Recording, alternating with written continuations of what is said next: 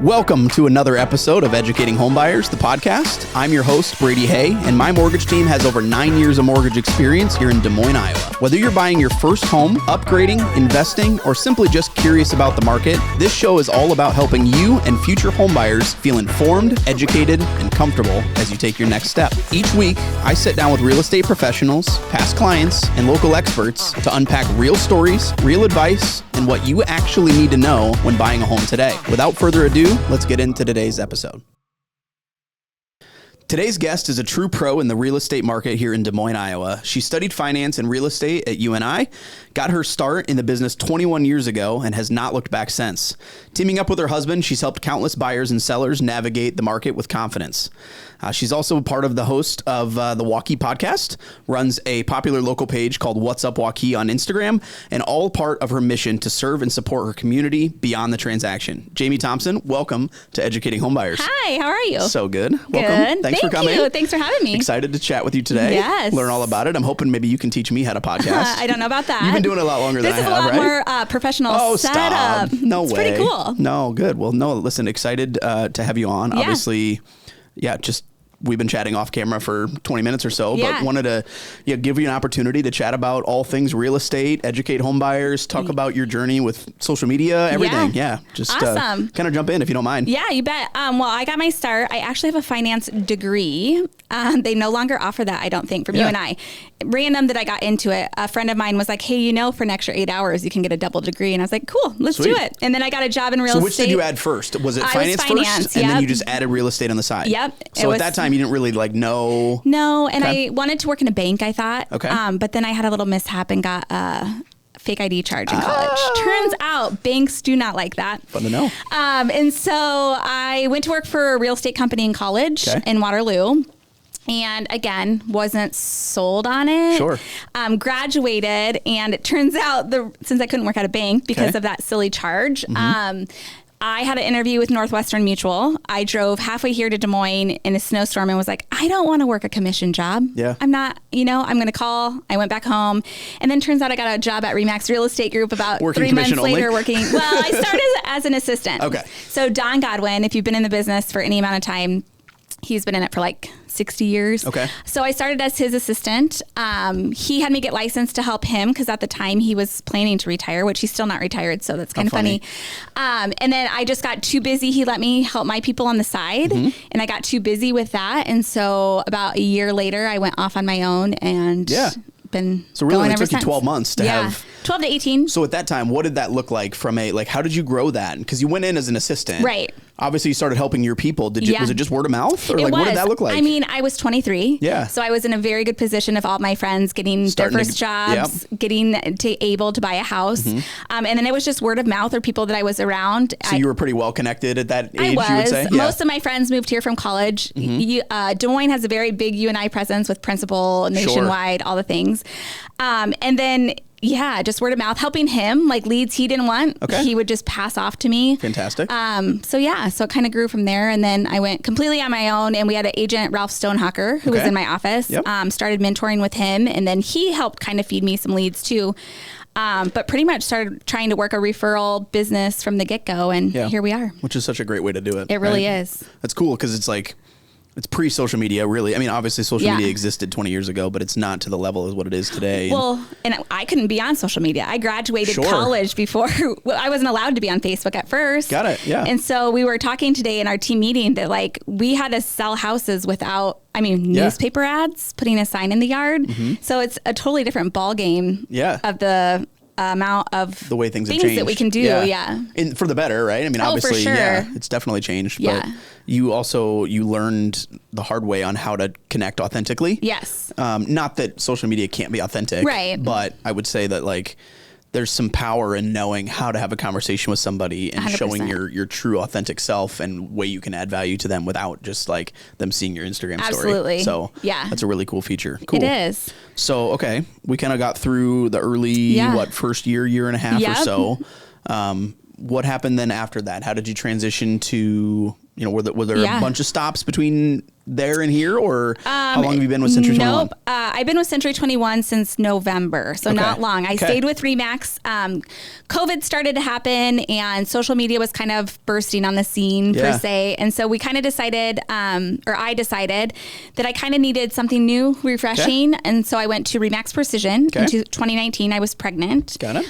Moved over there in October, and then the world shut down in March. And so we stayed there for about 5 years, and then in November, transferred over to Century 21. Again, being in the business so long, like I was very loyal to RE/MAX, but needed just a refresh. Like being in this business, you probably know, like when it's surrounding yourself with people who continue to push you to be better too. Is. And that can still happen at other brokerages Absolutely. too. I don't want to make it seem like any brokerage is one better than the other, but sometimes you just need that refresh and push and change of scenery to continue to motivate yourself. And being around people who are doing what you want to do or positive, wanting to see you succeed. Not that RE/MAX Precision didn't do that, but it was just making some of the connections I did at Century 21, and then just realizing their culture has been a great shift for us. So fantastic.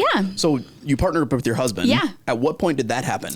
Was that something that he also always wanted to do? We had always talked about it, about someday down the road.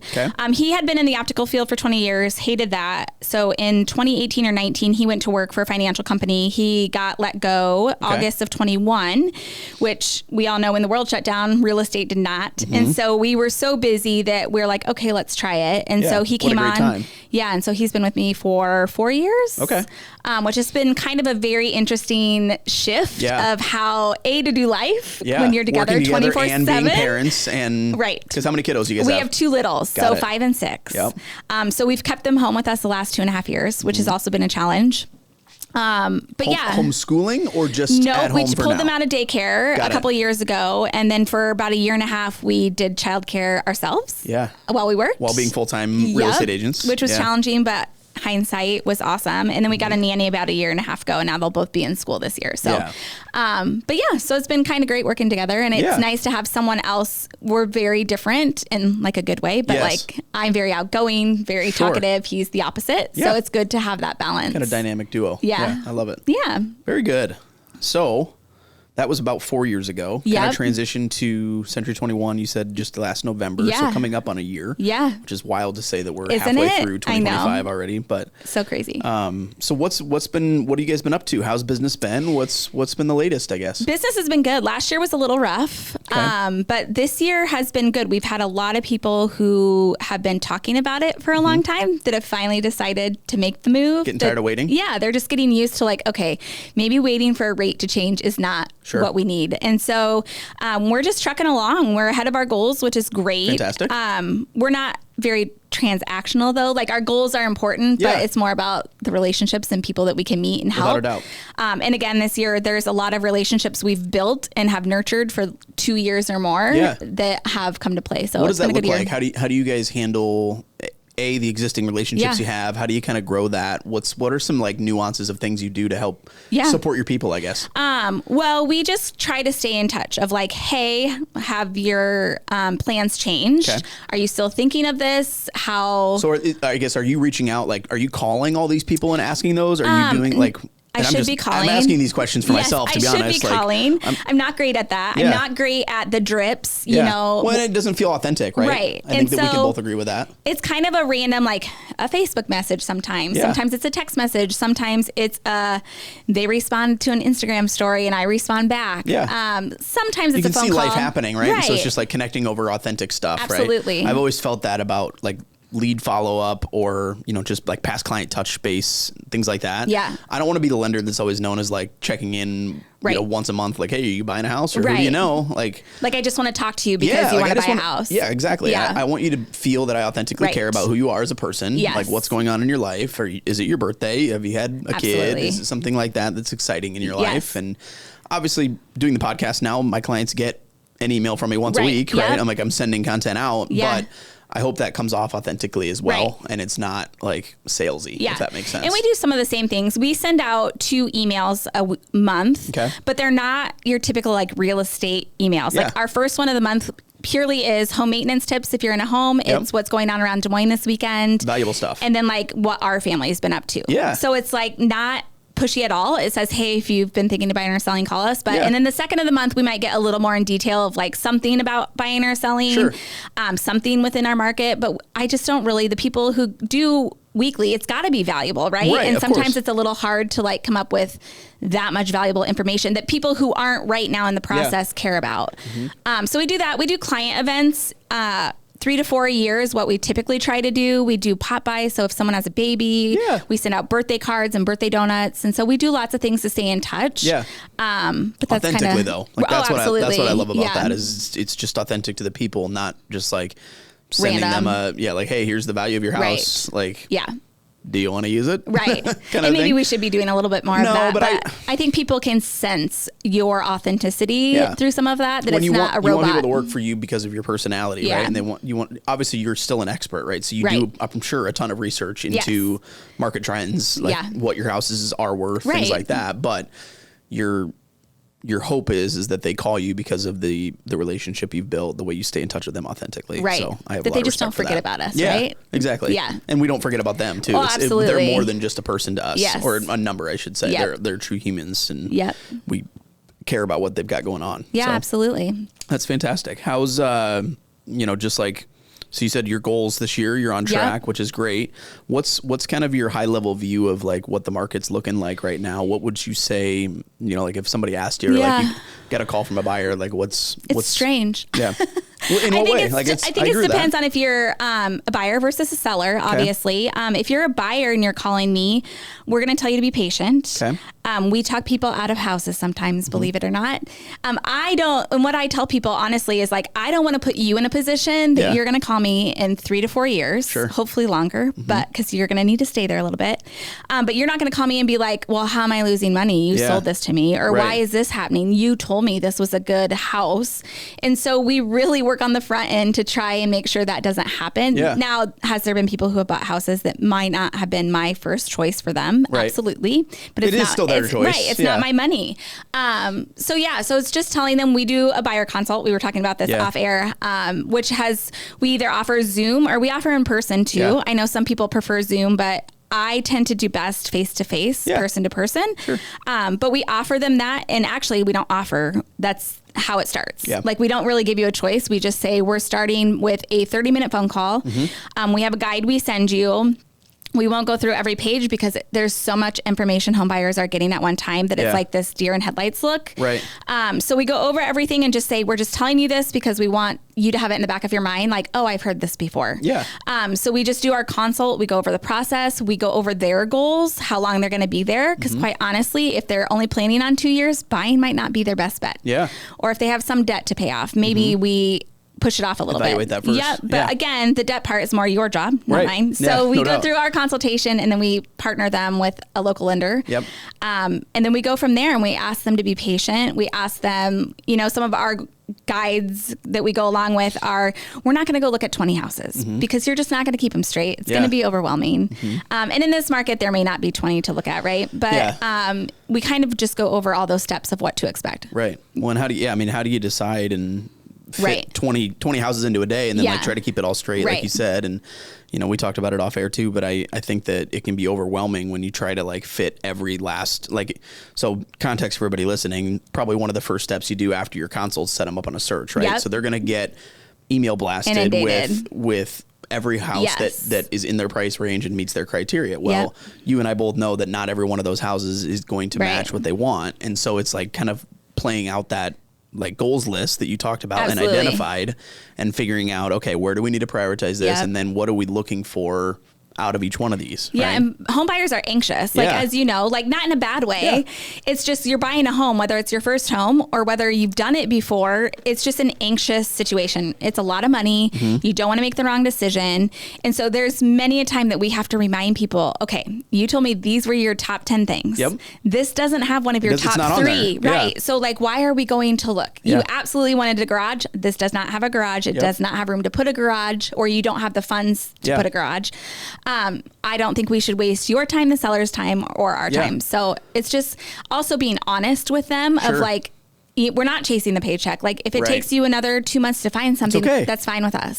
We work on your timeline. Right. And I tell people this all the time. It's like, your goals are what matters most. Right. And what I've done, and I think I've told you this, but I like to, and even financially, like I create a goals list and then I have them rank them. Yeah. So if you tell me, like you said, if this is your number one, right, then we need to prioritize that, you know? And I talked on this, actually, I think it was the episode that came out today, time of filming this, episode 4 for anybody that wants to tune back. But I'm pretty sure that like, it's not uncommon for the number one priority for a client to be the amount of money they bring out of pocket. Absolutely. And if that's the case, we need to prioritize a program that maybe has a higher interest rate and a higher payment, but it means no money out of pocket. Right.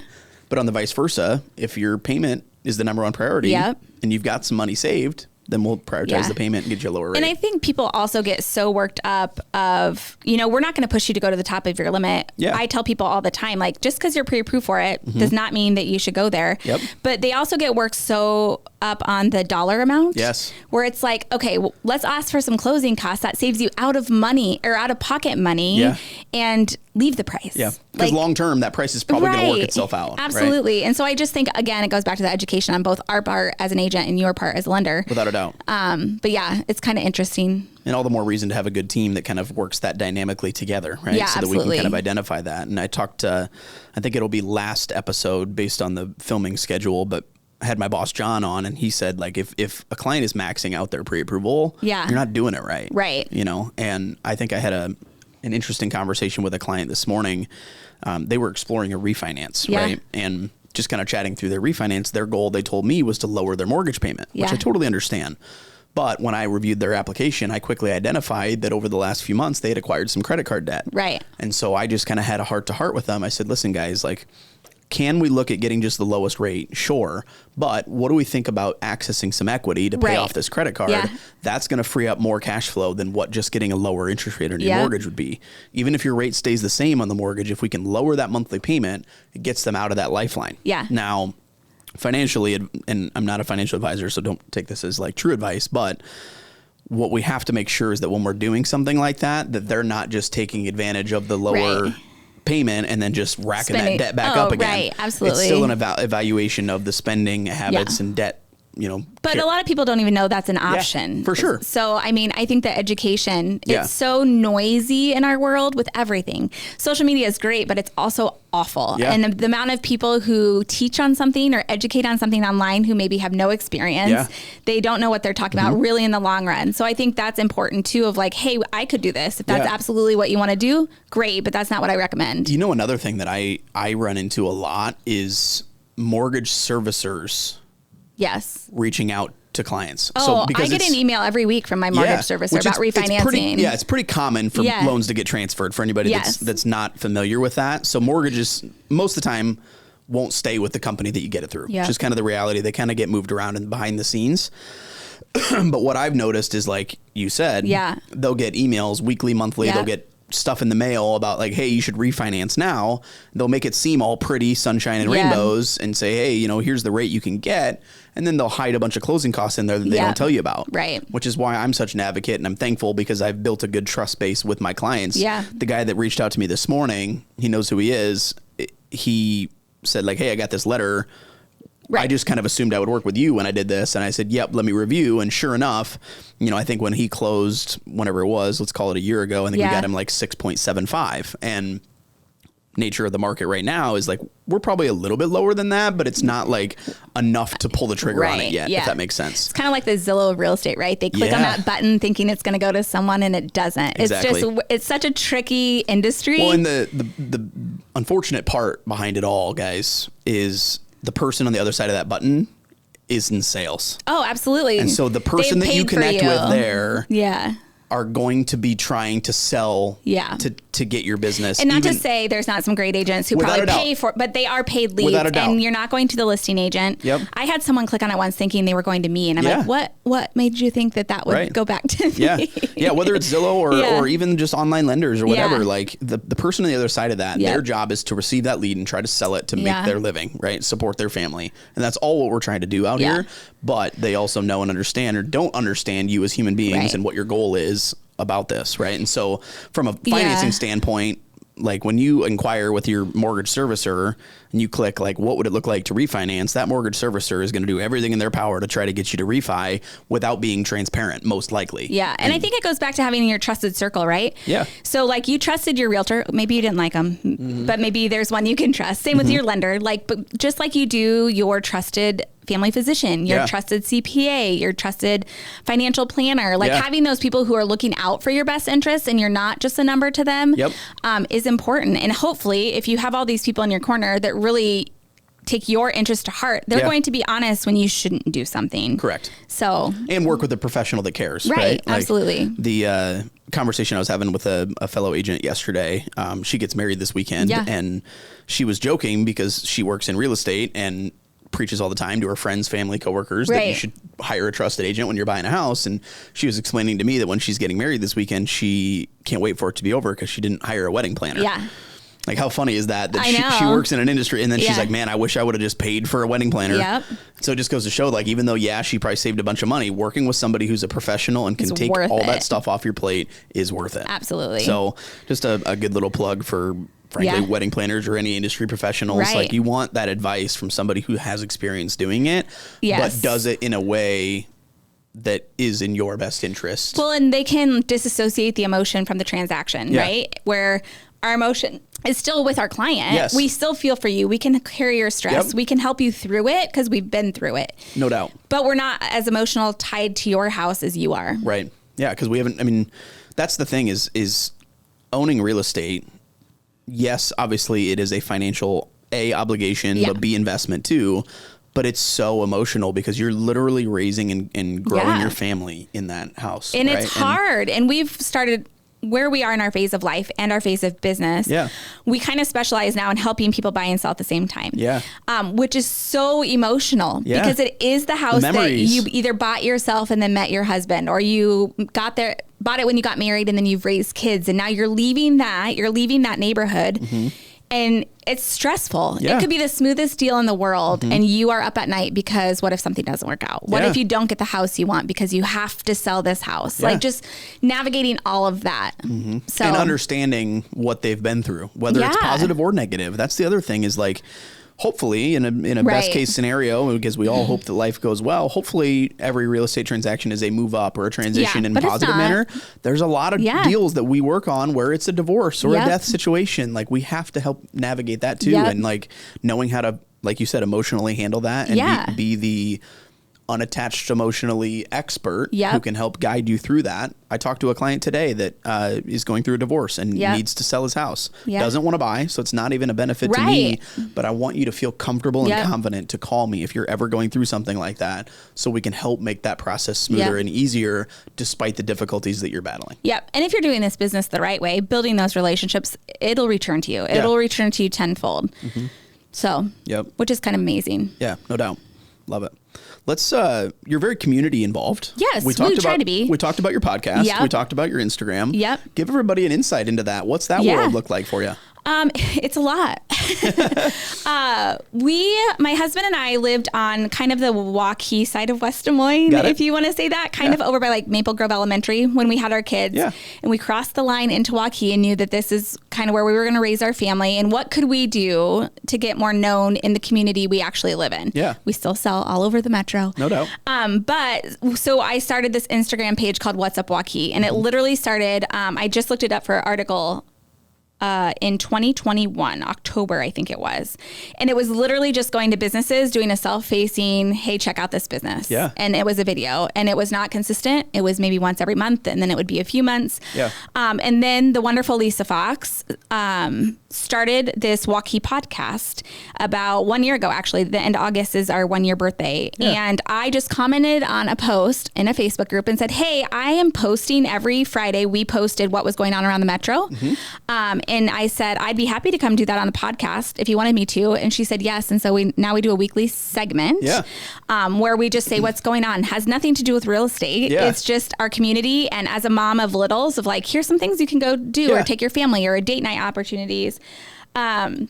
And so we do that. And then the page has kind of blown up from that, and people sharing the podcast, and then people sharing our page, where now we do that post. We usually do a post about a business in the community. I'm part of the chamber. And so just helping people. I find great joy in connecting people. No doubt. Even if it's just like, hey, this is our favorite restaurant. This is a really good date night spot. And then the businesses. Obviously, we do that for clients. Sure. But to do that for people who, again, we have no skin in the game of like, hey, I think you would absolutely love this, or this is a great place to go for a birthday party. It's kind of more the joy side of. Yeah, it's not like those businesses are paying you to highlight them. It's just like, I care enough about this community to point that out. Absolutely. And we probably should share more about the real estate business. I just didn't want to get it too convoluted of, again, losing that authenticity of like, oh, you're only doing this because you want business. Right. Because that's really not it. No, like we love Waukee. I grew up in a very small town. My husband grew up in Huntington Beach, California. Yeah. And so we feel like Waukee, you still really, if you drive downtown Waukee, there is a downtown. There's still a small town, cute little triangle. Yeah. You feel like you're literally in Mayberry, kind of. And then you drive out to Hickman and you are very much reminded you're not. Yeah. And I love that. Like I always wanted to live in a bigger city. My husband always wanted to live in a smaller town. So like it honestly best of both worlds. Yeah, going to a Waukee event and you're seeing all the people you know. There are relationships there to be built. No doubt. And then just being involved where we're going to raise our kids and they're going to go to school and being part of that. Yeah, well, and you can highlight so many great, wonderful Absolutely. people. And they'll highlight you back. Yeah. Like that's the really, really cool part about that. And selfishly, it's kind of my hope with this podcast too, right? Like I can highlight your business the way that you're highlighting Waukee. My hope is that people see this and they're like, wow, that's fantastic. We should call her if we want to buy or sell a house. Hopefully then they call me to get a loan. Like there is a selfish aspect of it, but it's all with the right heart. Right. You know, and that's what we want for it, is like just to be connectors, like you said. Right. And in a relationship business, I mean, any relationship you build is kind of self-serving a little bit. No doubt. It'd be bad to say it's not. Right. But that's not the reason we're doing it. Exactly. I mean, it is honestly helping our community. So last year we started this birthday bag program where we teamed up with then Waukee Area Christian Services, now Waypoint Services. There are kids in Waukee Community School District, which gets a really bad rap of being all these like hoity-toity kids and families that all have money.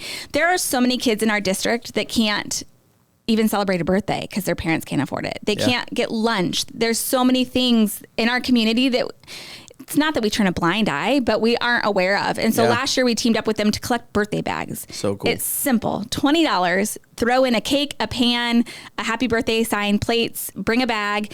Last year, Natalie Goodall, that owns Playgrounds Cafe in Waukee, was lucky enough to team up with us and let us use her space. Yeah. This year, we're trying to grow it. And so we're having it in Centennial Park. And we're going to have vendors there. But again, like it's giving back. Like we're truly trying to help awareness in our community. Yep. I mean, because I go overboard with birthdays, so I can't imagine my kid not even being able to afford like a birthday cake. And it's the reality. There's a lot of people that are struggling, you know, and that's such a cool way for you to be able to give back to people and give them those days that they deserve, you know? So, absolutely. I love that. So it's fun. Good deal. Yeah. What else? Anything else you want to make sure you highlight on, or anything else that you think is fruitful for people to hear or listen? It's just, we got a little bit of time yet. Find a good source. Yeah. You know, we work, I think both of us, on referral. Like we're lucky enough to work pretty much 100% by repeat and referral business. Yep. And we understand that there's a million agents you could choose from, right? And what we usually tell people, and working with lenders as well, is like, find your vibe. Yeah. Like if it's someone who stresses you out to talk to them, probably like it's not going to be a very enjoyable experience. And not every time you buy a house is enjoyable. Yeah. Because there are things that pop up, but it should be a pretty good experience. Yeah. You know? And so finding the people who you trust and like are kind of just a joy to be around, even in the bad times, I think is really important for buyers. Yeah. And that's been cool. I feel like that's been a very consistent theme over, you know, however many episodes we've done now. Like it's just very consistent, like work with good people. Yeah. And they'll take care of you and kind of the same thing. And obviously treat everyone with respect, which is something that I think can be taken even outside of our industry, is just be a good human being and want to better everybody that you interact with. Absolutely. And we also kind of talked off air, but like there are a lot of good lenders and real estate agents around, but there's also really bad ones. Yeah. And I know like when you're buying, you may not know that, But there's a lot of people who preach or educate on things and they honestly have nothing to stand on or what they're doing. Not saying not to use new people, but just there's got to be a way that you kind of clarify what they know and how you feel about them. So many people, and it's a big reason why I started this, is like so many people don't know what they don't know. Right. And so, you know, you may have had an experience that you don't know that it should have been better than what it was. Until you go to buy your next house. Exactly. And then you're like, oh, whoa, wait. This is way better. So different. Our hope is that by seeing some of this content and stuff, you understand what you deserve as a home buyer and know that you feel, or you deserve to feel like your hand got held through the whole thing and that you had people in your corner that were here to make the process smooth, right? And that's the other thing I'll highlight quickly is like, know that it's not just because I say I'm going to hold your hand through the loan process doesn't necessarily mean that you're going to hear from me every day. Like that's not the case either. Like there is some lull where there's not a lot going on. But just know that like, I probably said this almost every episode at this point, but I work when my eyes are open. So like if you ever have questions, reach out, make sure that you know our people are in your corner. We're here to help navigate this, make this smooth. And then by the time you're done, our hope is like, man, I'm so glad you called Brady and I'm so glad you called Jamie, that this was such a no-brainer experience. And honestly, we get sad. Like I was just working with some people for 2 years and we had closing day and I was like, well, now I'm not going to get to talk to you as often. Like it's kind of creepy if I talk to you every week. When they walk out my office door after closing, I always say, now don't be a stranger. I want to hear from you, you know, because like you're my friends, you know, and you guys as the real estate agents talk to clients more often or you see them more frequently than what we do as the lenders, right?